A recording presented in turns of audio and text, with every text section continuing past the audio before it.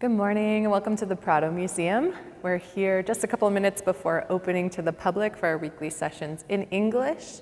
Thank you so much to our donors for making sessions like this possible. Please take a minute to check us out, as well as our sister organization, Fundación Amigos del Museo del Prado. Today you're joining me in room 10A in the Prado Museum, and this is the room of Zurbarán. He is a 17th century Spanish painter, a contemporary of Velázquez, and a follower in some ways of the style of Caravaggio. And today we're going to be looking at this tiny painting in the corner, which is the Agnus Dei, painted between 1635 and 1640. Now, interesting to think about Zurbarán for a second and being a contemporary of Velázquez. They had a couple things in common. First, Zurbarán was born just a year before Velázquez, and they're both from the south of Spain. So Zurbarán was born in Badajoz and was based in Sevilla, just like Velázquez. And Velázquez was actually responsible for bringing Zurbarán here to Madrid to do painting for the royal court, specifically under King Felipe IV. Now, the project that he came here for was actually the creation, the decoration of the Buen Retiro Palace, which was created, and we actually have some paintings that he created for that project over here. There's several of them. These images of different stories of Hercules, which he painted for the inside of that palace. Now that palace is no longer standing. Instead, we have the Retiro Park, which is right next to the Prado Museum. So it's a little bit of remnants of that history. But it kind of exemplifies for us that Zurbarán was in this high point of his career, and Velázquez was recognizing that and bringing him to Madrid to recognize him. So just a year, there's sort of a 5-year period afterwards when this Agnus Dei was created.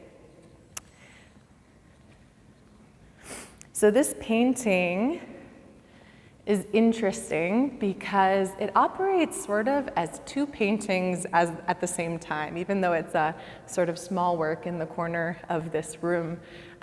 Firstly, it operates as a religious painting. So the word Agnus Dei in Latin means Lamb of God. And so this painting is actually one of at least 5 that are very similar that Zurbarán created, which are interested in representing the sacrifice of Jesus Christ in this sort of symbolic way. So we see the lamb is bound, it's at the moment of sacrifice.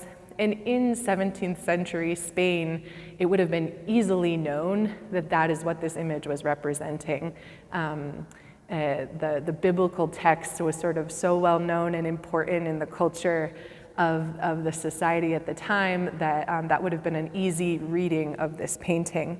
Now, interesting that of the at least 5 other Agnus Deis that are these tiny sheep that he has painted, there's another one that includes a halo around its head, which also tells the story of the religious context. And this is actually the only one that has horns. So it's kind of special in that way, sort of representing that this lamb is in the sort of a more mature state. But also interesting about this painting is, it's operating in a religious context, but it's also operating as a still life at the same time. So I mentioned before that Zurbarán was really interested in the work of Caravaggio and his followers, and one of the ways that we see this in the painting like this is the way that he's treating light. So he's got this super dark background, which isolates the subject for us and allows us just to look at this object, right?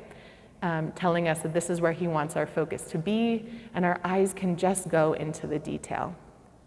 Now we have over here in the other corner of this room another still life by Zurbarán, which I think is an interesting comparison as well. This one is painted some years later, but shows us the same effect that he's using. So he's got this pitch black background that works to isolate these objects, and we can just really focus on the detail, his treatment of light, his careful thinking, his use of white in order to bring us the form and the volume of these objects.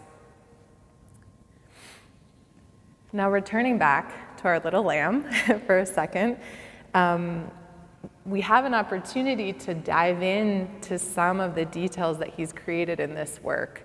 Now, when you really look carefully at all of the little details in the wool, in every single hair, you can tell that, an interest in giving us a sense of this lamb as an object.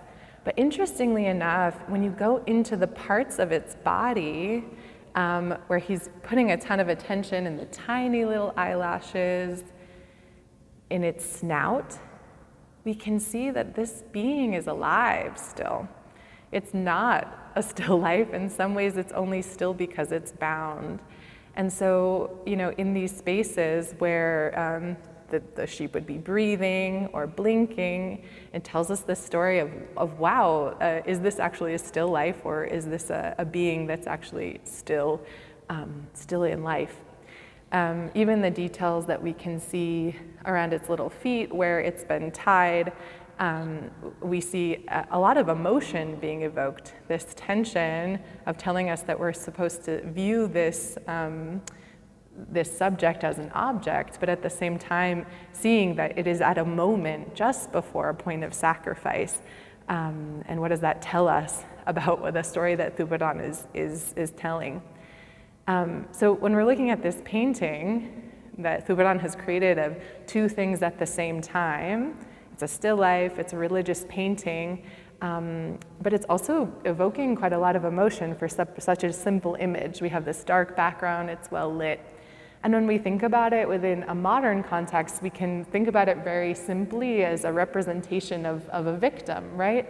And can question for ourselves as the viewer, as I'm standing here in front of it, what do I do with this being? Do I consider snipping the cords on its feet, or do I just view it as a still life? So thank you for joining me in this exploration of the Agnus Dei by Zurbarán. We look forward to seeing you next week for our weekly sessions in English.